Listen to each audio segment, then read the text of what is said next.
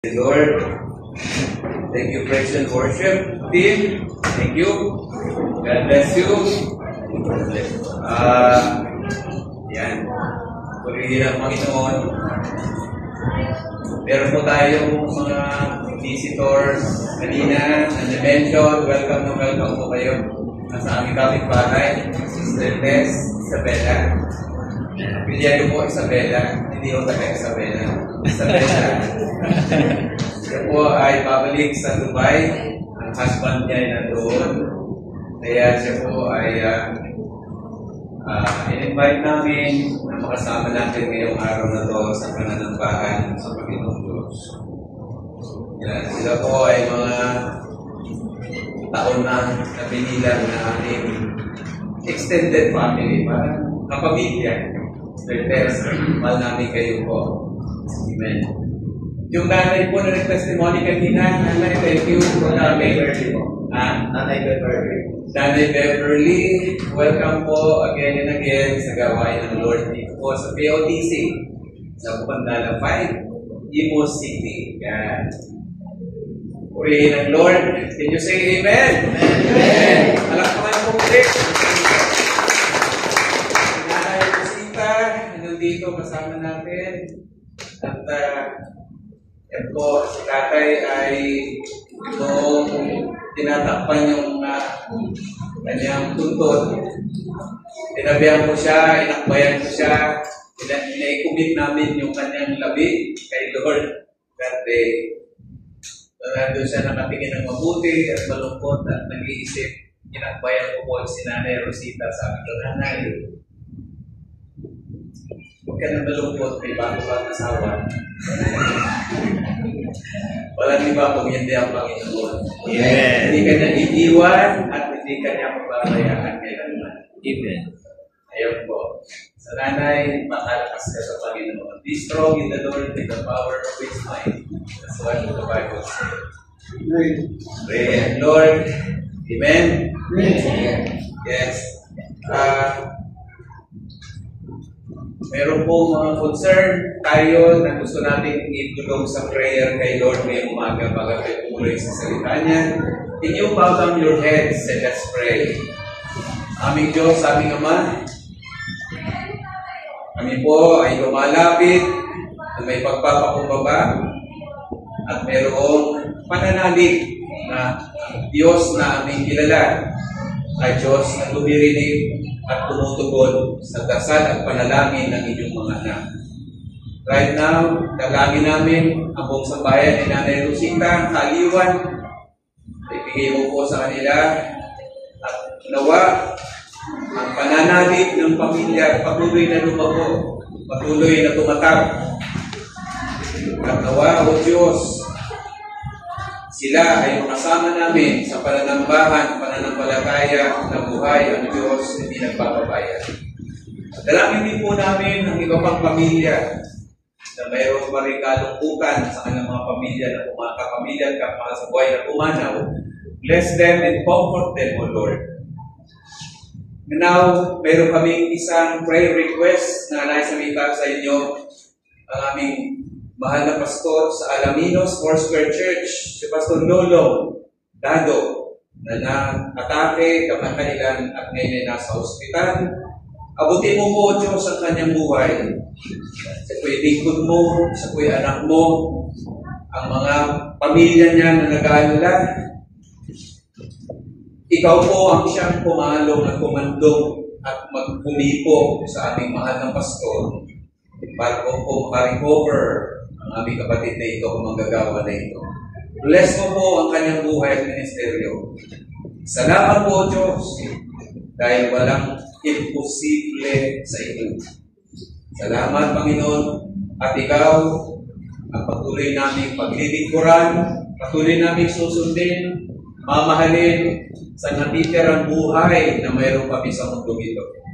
Bless all of us right now, Lord, as we worship, as we listen to you, to your word. This is our prayer. In Jesus' name we will say, Amen. Amen. Palakpakan natin po ito. Pakilingon po, pakibati ang katabi, baka hindi nyo nabati kanina. Sabihin nyo, I'm blessed. I'm blessed. Katabi kita na yun. I'm blessed at katabi kita na yun. Ayan. With a smile. With a smile. Ayan. Ang topic po natin ngayong August ay, ayan po, buwan para itaas si Jesus. Andiyan ba kayo lahat? Amen. Buwan para itaas si Jesus. Alam kong lagi-lagi naman natin tinataas si Jesus. Pero yung nga po, nakakalimutan natin madalas. Kasi po sa John chapter 12, verse 32, ito po sabi ng Panginoon mismo, and when I am lifted up from this earth, will draw all men unto me. That's what Jesus said. In Tagalog, at ako, sabi ni Jesus, kung ako'y itataas ng mga tao na nasa sanlibutan, gagawin kong palalapitin silang lahat sa akin. Yan ang sabi ni Jesus. If they will lift me up, I will draw all men unto me. Jesus himself mentioned this publicly. So, nung nakarang linggo, narinig natin ang mensahe about itaas si Jesus sa ating pagsamba. Na-share sa atin ng ating mahal na pastor kung bakit kailangan itaas si Jesus sa pagsamba. Hindi natin sinasamba ang gawa ng mamay. Hindi nyo say amen. Hindi natin sinasamba tao. Ang sinasamba natin ay ang Diyos. Kaya tayo nasa bahay ng Panginoon. Number 2, ngayong umaga, ating topic ay itaas si Jesus sa ating pagrespeto sa kapwa, lalo na sa nakakataas. Gawa, pakinggan ninyong mabuti ang mensahe dito ng Panginoon. At next slide, gusto kong kantahin natin itong kanta na ito. A cappella. Itaas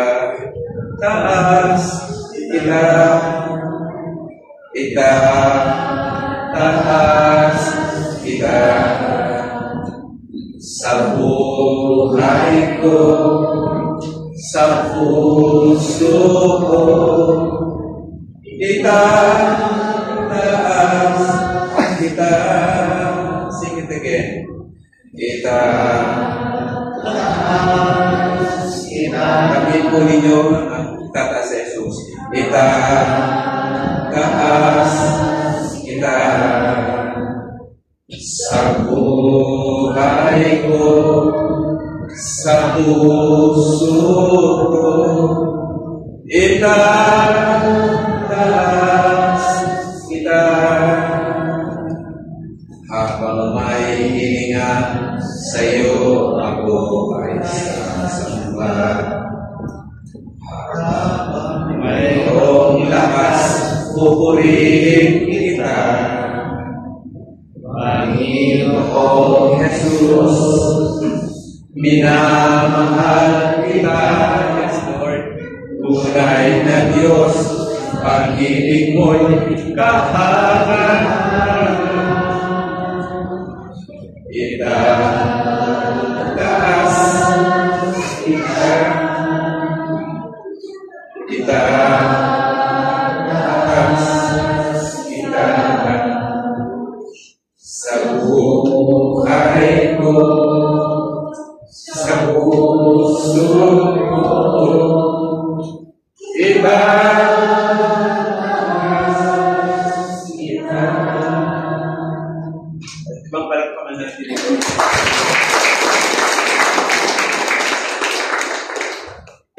Kaya nasa puso at isip natin ay pagtaas na sa Diyos lang ba? Ibuhin ng banal na Espiritu ang iyong buhay. Kapatid, yan dapat maramdaman natin din. Pag narespeto ng kapwa, lalo lang ating mga leaders, ang itinataas natin, hindi tao, kundi ang Diyos. Amen. Bakit ano pong meron sa pagrespeto? Next slide. Tingnan po natin ito. Bakit respetuhin? Dahil sila ay pinanoint ng Diyos. Kaya sa Bible po, may salitang, touch not my anointed. Nasa picture, maaaring ito ay si David, ina-anoint ni Prophet Samuel. Itong isa maaaring si Samuel o si iba pang priest, ina-anointed po siya ni Prophet Samuel. Itong mga, ito po, lalo na kay David, siya in-appoint ng Diyos, bata pa. Ito po, mamaya, i-explain natin ang iba pang talang buhay ni Haring David. Yan po, pangalawang slide. Ang anointing in the Old Testament with oil is setting them apart for a special purpose or role. And it symbolizes, kapag inanoint, nagsisimbolo ko ito ng consecration. Ino-consecrate ang isang tao for a special purpose or role na gagampanan. Kaya inaanoint. Ini-empower and blessing of the divine favor ang ini-invoke. Like what is in the picture here. Si Jesus, inuhugasan niya ang paa ng mga disciple before their Last Supper. Dito po, hindi inaanoy, kundi hinuhugasan. Yan ay kinoconsecrate sa isang special na gawain. O ini-empower o binibless ni Jesus ang kanyang 12 disciples here. And then one time, another picture, you will see, si Jesus po ay binbless, kinoconsecrate at in-empower na isang babaeng mahabang buhok, binasag yung kanyang alabaster box, binuhos yung pabangong mamahalin sa paa ni Jesus, pinunasan ang kanyang buhok. It is also an anointing. Nilarawan ng pag-anoint. Kinoconsecrate, in-empower, at binibless ng divine favor. Now, in our Bible, how many times this word anointing being mentioned? In the Old Testament, you will see 164 times binanggit yung salitang anoint or anointing or anointed. 164 times. Sa Old Testament po, ang pag-anoint ay directly. God spoke to the prophet and the prophet will immediately anoint a person. Direct anointing coming from God. In the New Testament po, the word anointing ay appeared 13 times. Ano po? At majority ng word ay anointing para sa believers. Hindi po kagaya sa Old Testament. Sa New Testament, ang anointing ay mentioned purely for believers. Why? Bakit po? Dahil ang anoint ng Ama directly is His only Son, si Jesus. At once na tayo na kay Jesus, Jesus immediately, automatically, anointed us when we accepted Christ in our hearts. Andiyan ba kayo? Amen. Kaya lahat ngayon na kay Kristo ay inanoint na ng Panginoon. Nung tanggapin mo, tanggapin ko ang Panginoong Yesus. And what a special privilege it is to know na tayo anointed ng Diyos. Pero, pakitingnan po ang inyong katabi kung yan ay anointed na anointed. Hindi lang namin sasabihin, grabe si Brother Jonathan, magpakanta, anointing na may anointing. Sabi nung ibang kasama ko sa pagpapastor, may anointing yan. Ayan. It's because we are in Christ. Most of the time, narinig natin, that's not my anointed. Yan. Pero pag nakarinig sila ng mga preachers sa TV, very anointed mag-preach of tao dito. Di ba? Now, ang tanong, bakit po kailangan may anointing ang mga tinawag ng Diyos? Bakit kailangan may anointing? Taas mga kabaniyang tanong na yan sa buhay sarili nyo. Bakit kailangan may anointing? First purpose ng anointing is to know the truth. Ipadanas ang katotohanan. Sabi po ni Apostle John, chapter 1, chapter 2, verse 20, if you can see it in our slide, sabi dyan, but you have an anointing from the Holy One, and all of you know the truth. So, ibig sabihin, ni Apostle John, sinulat niya to dahil nakahalubilo niya mismo ang Panginoong Yesus na matagal at siya lang ang apostol na namatay ng natural at the very long age, very matanda na mamatay si John, Apostle John. At sabi niya, but you have an anointing. Meron kayong anointing mula sa Holy Spirit. And because of that anointing, you know the truth. Alam niyo ang totoo, ang katotohanan. Tapos binagit ko din sa verse 27 in 1 John chapter 2. Ang sabi dito, as for you, the anointing you receive from Him remains in you. So the anointing na tinanggap natin ay nananatili sa atin. And you do not need anyone to teach you. Lalo na kung nagbabasa siya ng Bible, lalo na kung may Holy Spirit siya. At sabi rito, and you do not need anyone to teach you. But ang sabi po rito sa verse 27, but you as His anointing teaches you about all things. Pero ang anointing na nasa iyo ang magtuturo sa iyo ng lahat ng bagay na hindi mo alam. So kapag tayo po ay inanoint ng Holy Spirit, alam po dapat natin kung ano ang dapat malaman ng isang tunay na Kristiyano, tunay na mananampalataya. Kaya po mga anak ng Diyos, hindi po pagmamayabang natin, dahil tayo may Holy Spirit, supposed to be, alam natin ang mga katotohanan gustong ipahayag ng Panginoong Diyos sa atin because we are anointed of God. Bakit ko kailangan? Dahil anointed tayo ni Lord. Tuturuan tayo ng Holy Spirit in all things kapag may anointing. At pastor, ituturo ng Holy Spirit sa atin? Number 1, yung salitang tuturo niya how to love one another. Ano ba kayo? How to love one another. Pag may Holy Spirit po tayo sa buhay, ibibigay ng Panginoon ng Diyos through His Holy Spirit ang gifts of the Spirit. Ano po yung mga gifts of the Spirit? Yung po yung mga talent. May talent si Brother Jonathan magpakanta, Sir Mylene, tumugtog ng drums, tumugtog ng gitara. Yan po yung mga spiritual gifts. Saan galing yan? Sa Holy Spirit. Nandiyan ba kayo? Talent. Pero meron din binigay ng Panginoon na fruits of the Spirit. Ano yung fruit of the Spirit? Yun po yung karakter o ugali. Kaya yung talent, may kabibat na pag-uugali.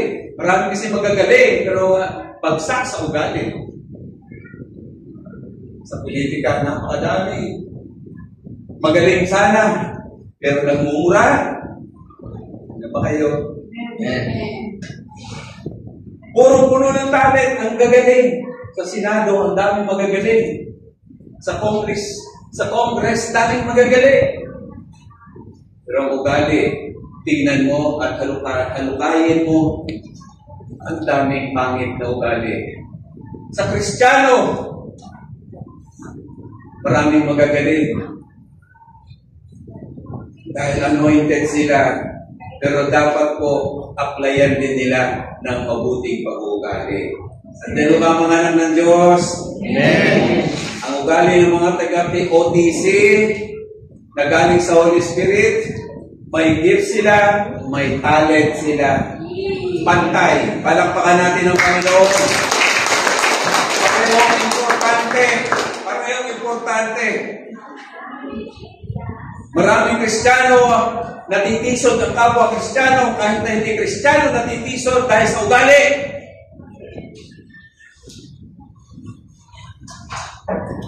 Pero pag ikaw ay anointed ng Holy Spirit, kapatid, tuturuan ka ng Holy Spirit magmahal sa iba. Nang dulo-dulo. Amen. Palampakan natin ang Panginoon. Number 2, may tutulo ng Holy Spirit kasi tayo in-anoint niya to understand the Word of God. Ang dami po ang hindi palpak ang pananampalataya dahil ayaw magpaturo sa Holy Spirit. Ayaw magpa-disciple sa Panginoon. Gusto lang niya yung gusto niya. Wala akong disipulo na mabubuhay nasa gusto lang niya. Dahil ang sabi sa atin ng Panginoon, wala kayong gagawa kung wala ako, hindi niyo ako kasama. So magpaturo po tayo para ma-discover natin ang salita ng Diyos, ang kayamanan ng salita ng Diyos na nakatago. Let us dive in to the deep of the ocean. To learn and to get the pearl from the help of the Holy Spirit. Hindi po tayo makakapag-dive in sa malalim na dagat ng karunungan kung hindi tayo sasamahan ng banal na Espiritu. Okay. So it's the purpose why we are being anointed by God to understand the Word of the Lord. He will guide us in knowing all truth. Number 3 reason why we are being anointed is to respect others and also our leaders. If God wanted us to respect one another, to love one another, to study with one another, and learn from one another, we are also being commanded to respect one another. Ano ba ang mga anak ng Diyos? Amen. Respect one another. Ang respeto ho ay hindi pwedeng bilihin. Ang respeto po ay galing sa puso. Ano yung pastor yung respeto? Yung pag-bless? Di lang ganun ang ibig sabihin ng respeto. Ang respeto po ay paggalang na mula sa puso. Ano po? Na ang gawa, ano po, ay pinatutuhanan sa kapwa. Ang gawa na mabuti, pinatutuhanan sa kapwa. Ano po ang dala ng anointing ng Holy Spirit? Meron sa pag-respect sa bawat isa at sa ating mga leader lalo na. Bakit po kailangan silang irespeto? Kapwa, ano po, at ang ating mga leaders. Pareho po sila na in-anoint ng Holy Spirit. Una, because dahil iniutos ng Diyos na irespeto ang kapwa. Kasi isang Holy Spirit ang magbuklod sa isang kapamilya. Ang kapamilya, sila ay nagre-respetuhan at nagmamahalan. Andalo ba kayo? Then dapat ang kapamilya. Binanggit po ito sa 1 Chronicles 16:22 ay sa Psalms 105 verse 16. Ang sabi po dyan, pag binasa niyo yan, may sulat po niyan ay si David. Touch not my anointed and my prophets no harm. Sinulat ko yan dyan sa mga aklat na yan. At nang nasa picture na yan po ay si David. Na nagwika, ano po, na siya po, maliit pa, bata pa, as a boy, siya po in-anoint ng prophet Samuel. At kung siya na ni prophet Samuel, ang unang tinignan ni Samuel ay yung mga kapatid ng gwagwapo, ang lalaki. Sabi ng Diyos, Ayaw ko na yung hari ng Israel na si King Saul. Naging mayabang, naging arogante. Sabi ng Diyos, kay Samuel, pumunta ka sa pamilya ni Jesse. Doon, magbuhos ka ng langis sa papalit kay Haring Saul. So, nakubilera yung mga anak ni Jesse. Isa-isa mula panganay hanggang doon sa last. Sabi ng Diyos, kay Samuel, huwag tumingin sa anyo. Huwag tumingin sa mukha. Huwag tumingin sa kaanyuan. Sabi ni Samuel, mayroon pa ba ikaw, Jesse, anak, maliban dito sa mga magkakapatid? Sabi ng tatay, opo, nasa bukid, nagpapastor ng mga tupa. Tinawag ko, at ang sabi ng Diyos kay Samuel, yung boy na yan ang iyong inanoy, yan ang susunod na hari. Inanoy! Ang unang magandang ginawa ng Diyos, piniprepare sa pagiging hari si David. Alam mo ninyo?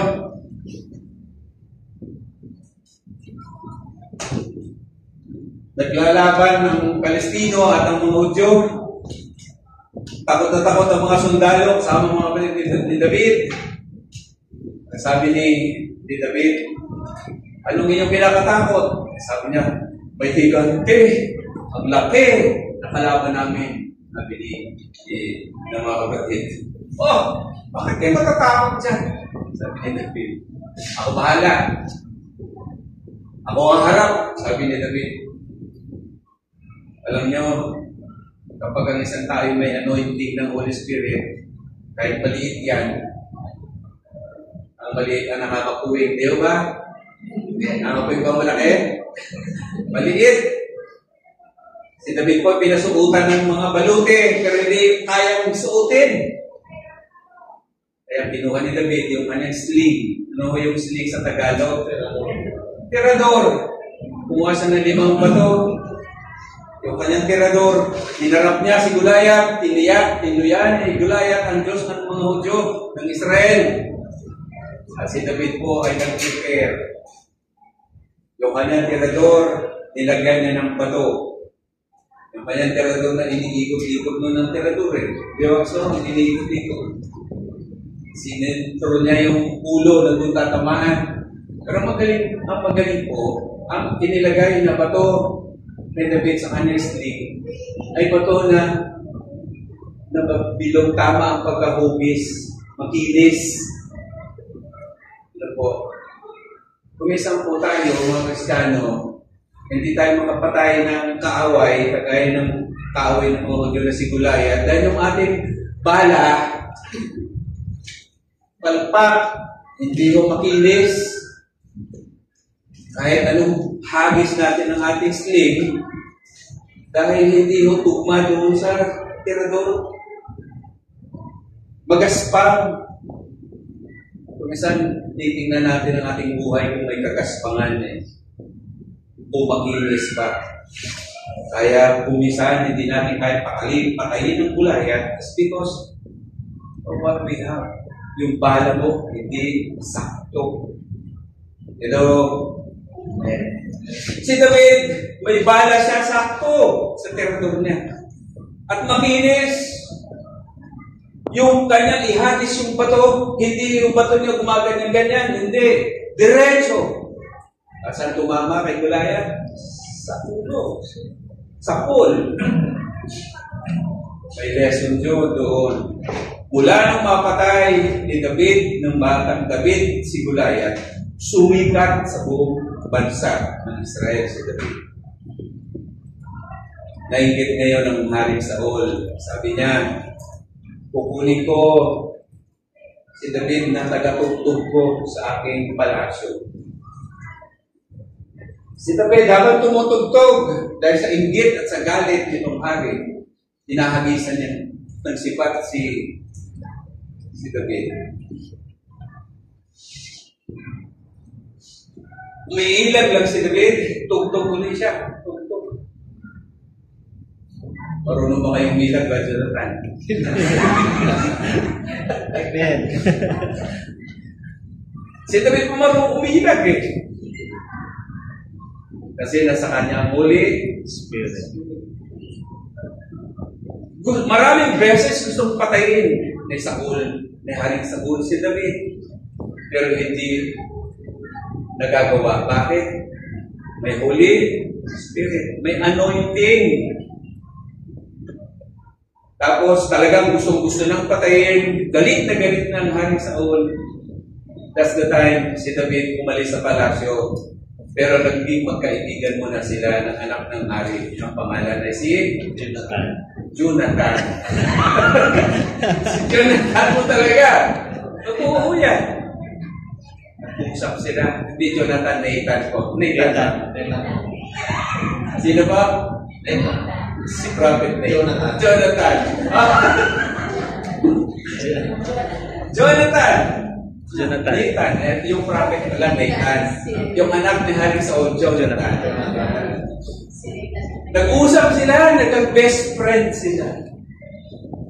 At yung po, si David ay tumago sa kuweba, tumago sa ibang lugar. Hinahanap pa rin ni Saul, Haring Saul para patayin. Minsan, nakuha ni David na si David po ay nagsumpungan niya si Haring Saul na tutulog. Pwede niyang patayin. Pero hindi niya ginawa. 2 beses. Bakit? Ang sabi ni Haring ni David, hindi ko ita-touch. I will not touch the anointed of God. So yung kung salitang touch not my anointed ay physical na pananakit. Touch not my anointed. Hindi ni David pwedeng patayin dahil hindi pa tapos. May anointing pa rin si Saul. May anointing siya, may anointing din si Saul. Hindi pa tapos ang sabi ni David. 2 beses po kasi nakita. Sumigaw ngayon si David nung malayo na gabi. Dahil sabi niya, nakagising na rin si Saul. Sabi niya, David, andito ako! Hinahanap mo ko! Andito! Actually, sabi niya, nandito yung iyong balabal, yung iyong robe. Kinuha ko.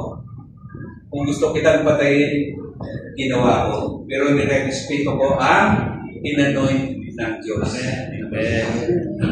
Talampakan natin ng So yan po, si David po ay may respeto. Ang sabi niya, ang Diyos ang nag-anoint, ang Diyos din ang pupuhan ng anointing. Hindi pa tapos ang Diyos sa buhay ni Saul. Nire-respeto. Kaya yung salitang respeto, hanggang sa panahon ng New Testament ngayon, dapat nating gawin. Mga kapatid. Bakit? Pangalawa yung una kanina, inuutos ng Diyos dahil sa naging buhay ni David. Number 2, dahil sila ay kumakatawan sa Diyos. Mayroon pang misyon ang bawat isa. Dahil sila ang kumakatawan sa Diyos, they're set apart and they are anointed for God's mission. May mga misyon. Bakit inanoint yan? Bakit yan ay inanoint ng Diyos? For a certain mission sa buhay. So, kung ikaw ay anointed din ng Panginoon, hindi mo pakikialaman yung inanoint ni Lord. At ang pagsakit, pagpatay o pagtuyak, magkaiba. Yung oral at saka yung physical, magkaiba. Dito po sa touch not my anointed, ito ay physical. Pero yung salitang oral o kritisismo, kasi maraming pastor ang sasabi, tinechismis mo ako sabi ng Biblia, touch not my anointed. Hindi po yun kasali. Wala po yun. Kaya mga pastor, ginagawa nila, maraming pastor, ginagawa nilang shield, ginagawa nilang dahilan na sila'y pastor at anointed para gumawa ng maraming kababalaghan, kamalian, dahil sila'y pastor at anointed. Hindi na sila kasi ang kayang i-criticize. No. Kami mga tinalaga ng Diyos ng mga pastor. Kasi that's not my anointed, ay yung saktan, physical yun. Pero yung correction at saka yung advice, constructive criticism, is okay lang sa amin.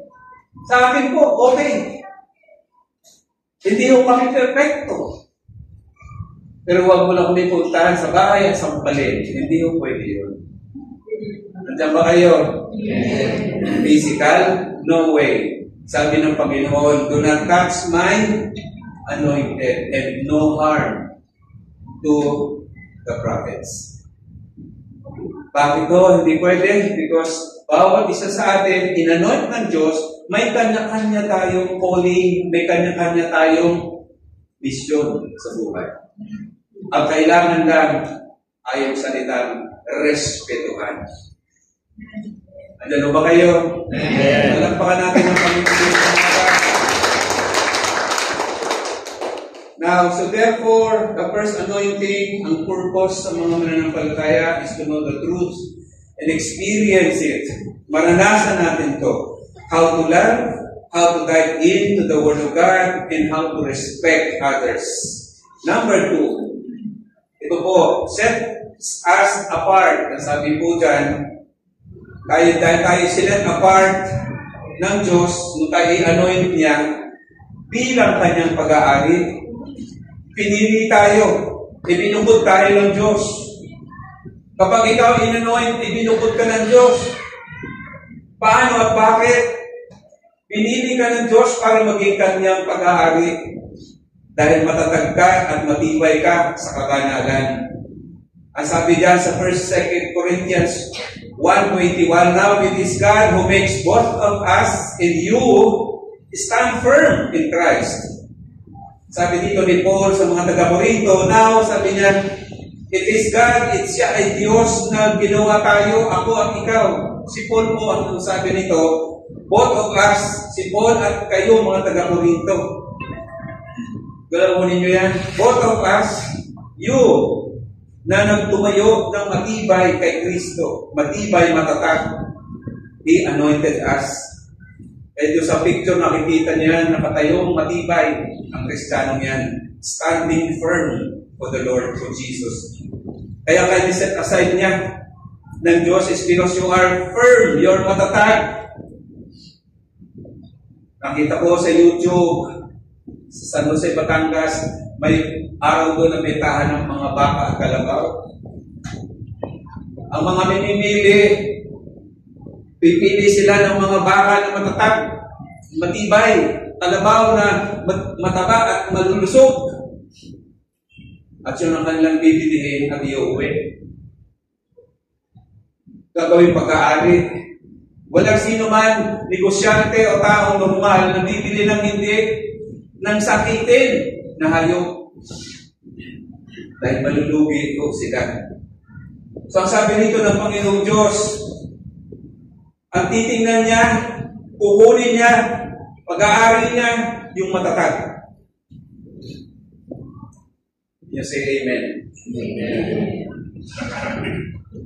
Kaya ang Israel hindi natalo-talo na bilang bansa kahit maliit lang is because matatag sila dahil kasama nila ang Diyos. Inanoin sila ang bansang ito ng Diyos. Kung gusto natin ang aming buhay ay maging matatag at matibay, hindi natitinag, inanoin ng Holy Spirit, gawin natin ang calling natin na maging matibay at matatag. Para saan? Sa kabanalan. Palakpakan natin ang kabanalan. Magpakatatag tayo, magpakatibay sa kabanalan. Number 2, paano at bakit kailangan ng anointing upang ibigay ang seal of ownership? kapag nabili na yung baka sa amin sa Mindoro, kukuha ang tatay ko ng bakal na nilagay sa mainit na charcoal. Papupulahin yung bakal, tapos yung binili niyang baka, akalabaw, tatatakan sa piging. May tatak, pag-aari. Seal of ownership. Kaya sabi po, 2 Corinthians 1:22, sabi dito, He anointed us. Sabi po ni Pablo to, He anointed us and set His seal of ownership on us. So tayo tinatakan ng pag-aari ng Diyos. Tatak na siya may-ari sa atin. Hindi po tayo kanyang tinawag, hindi po tayo kanyang binili ng wala lang, na hindi na aangkinin na kanya, na hindi niya tatatakan na kanya. Tatatakan niya. At ang sabi mismo ni Apostle John in John chapter 13 verse 35, sabi dito, By this, everyone will know that you are my disciples if you love one another. So kung ang tatak natin ay hindi yung tatak na maaaring sabihin natin, tatak, maaaring tatak ay cross o tatak ay dove. Hindi po Sabi ni Kristo mismo, by this, everyone will know. Dahil dito, lahat ay makikilala kayo na kayo'y pag-aari ko. Kayo'y disipulo ko, sabi ni Kristo. Kung kayo'y magmamahalan sa isa't sa So, nung tatak na iniwan ni Kristo, makilala na tayo pag-aari ni Kristo, nagmamahalan. Tatak, mapagmahal. Sabihin mo nga sa kapatabi mo yan. Tatak, mapagmahal. Yan po ang gustong malaman ng mundo na tayo mga pag-aari at pag-aari ni Kristo. Tayo may tatak niya. Nakikita sa ating buhay na tayo mapagmahal. So ano po yung una kanina? Ang tatak na siya ay matibay. Pangalawa, tatak, pagmahal. Pangatlo, paano at bakit kailangan ng anointing upang ibigay ang down payment of future blessings. And 2 Corinthians 1:21 and 22, sabi diyan, He anointed us, set His seal of ownership on us, and, yung salitang and put His Spirit in our hearts as a deposit, guaranteeing what is to come. Do you hear that? Do you hear me that? Narinig nyo yung binasa, nakita nyo dyan sa slide. And put His Spirit in our hearts. Saan nilalagay ang Espiritu ng Diyos? Sa puso. Bakit? Deposito. Na tayo ginagantihan ng Diyos at meron tayong pwedeng gawin, at matatanggap ng mga sa hinaharap na kung ano man ang sabi rito, God will either give you what you ask or something far better. Maraming tao po ang hindi alam na meron tayong karapatang mag-ambisyon ng mas higit pa kaysa dati. Kamusta ka, kapatid? Nasagot, ito, pareho kaya pa rin ng dati. Hindi dapat ganun. Ang buhay ng tao, kamusta, kapatid? Ito, pabuti ng pabuti. Palakpakan natin ang Diyos. Bakit ganoon ang ating mentalidad? Because ang sabi dito, diniposituhan ka na ng Diyos ng kanyang Espiritu para umunlad. Amen. Meron ka ng deposito sa bangko. Nagagamitin mo para uhunan sa pag-unlad ng buhay. Amen. Palakpakan po na natin ang So yan po ang pangtatlo, bakit po kailangan natin ang anointing ng Holy Spirit. Kailangan natin ang anointing ng Holy Spirit. Hindi na po ako magpapakahaba at meron pa po akong 10 minutes. Bakit kailangan ng anointing ng Holy Spirit? Dalawa lang po dahilan ng anointing ng ng mga tinawag ng Diyos. First purpose ay yung to know all the truth about loving one another. Iparanas. Ang katotohanan, ang knowing ay dapat by experience. Ipaalam at iparanas ang katotohanan. At yung katotohanan tungkol saan? Sa pagmamahalan. Pero importante talaga ito, na ikaw ay nararanasang magmahal ng iba kasi mamahalin ka din. Sa totoo lang, as personal testimony, ito 3 buwan na kami yung misis na wala kaming workshops. Dito kami, binibless ni Lord kapag may thousand workshops, mga nakaschedule sa amin. Because of yung mga bagyo, 3 buwan na po kami. Walang income, walang love gift sa mga tinuturuan. Pero, tumaranas kami ng biyaya. May nag-aabot ng sobre. Andiyan ba kayo? Amen. Palakpakan natin ang Panginoon. May nag-aabot ng sobre. Nararanasan namin. Because we learn to love them. We learn to magtanim, mag-plant. Kami nakakaani. That is what I'm saying to all of us, mga kapatid. And also, learning, knowing the truth about the Word of God. It's very important. And then learning the truth about respect one another. Pangalawa, pag may anointing, tayo po isiniset apart ng Diyos na kanyang pag-aari, na kanyang pag-aari. Ano po ang gusto niyang mangyari dito? Tayo ay kanyang pinapatatag, pinapatibay sa kabanalan ng Diyos. Sila ang mga tinatatakan, may tatak ng mapagmahal.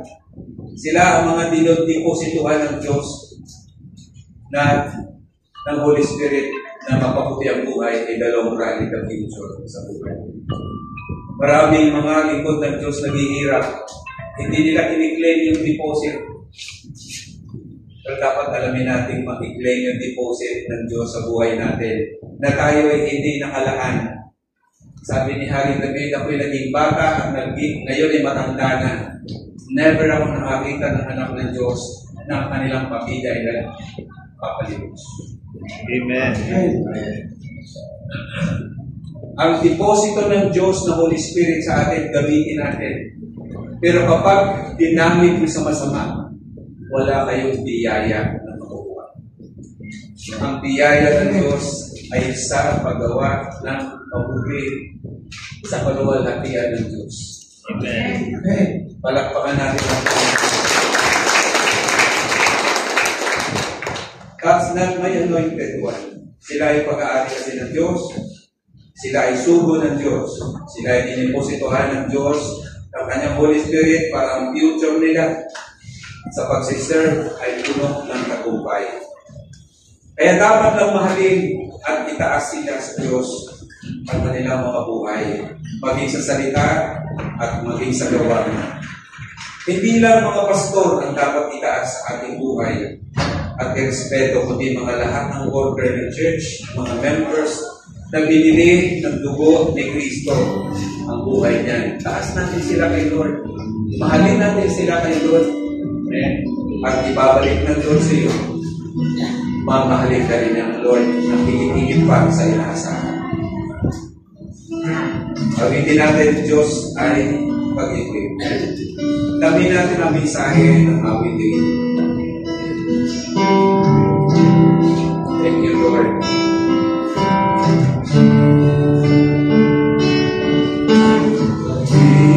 Pag-ibig ang siyang kumuka sa ating puso at kaluluwa at siyang nagtulong sa ating buhay kay parang sa dilim at pag-asa. Pag-ibig ang siyang kumuka sa ating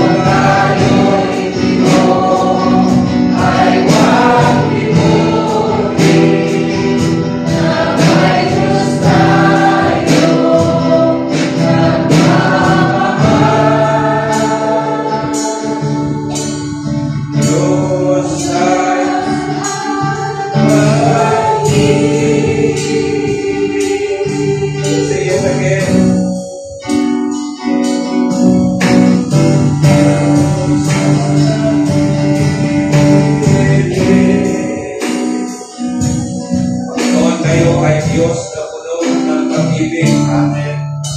Nais na ipadama ito sa aming lahat.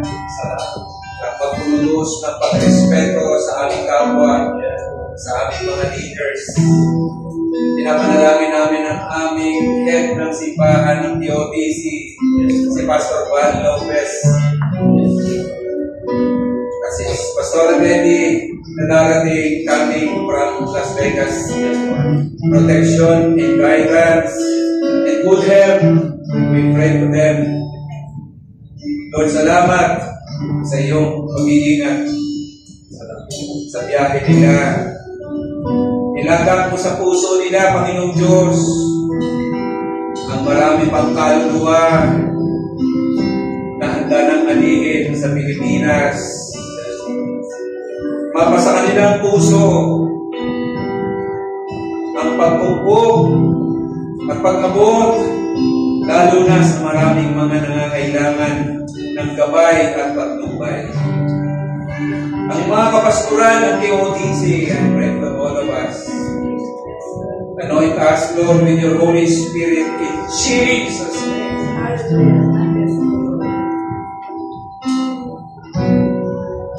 Lord, gawin mo na kami ay matatag. Gawin mo na kami may tatag na mapagmahal. Gawin mo kami, Panginoon! Hallelujah! Nagbuhay, mananagumpay tungo sa mga blessings ng buhay. Salamat, salamat o Diyos. Lahat ng mga anak mo na binili mo ng iyong dugo, na may deposito ng Holy Spirit na kanilang mga puso, naaakto sila na tatanggapin ang blessing ng buhay pang kinabukasan. Hindi sila mamumuhay na talunan. Mamumuhay sila na tagumpay sa pangalan ni Jesus.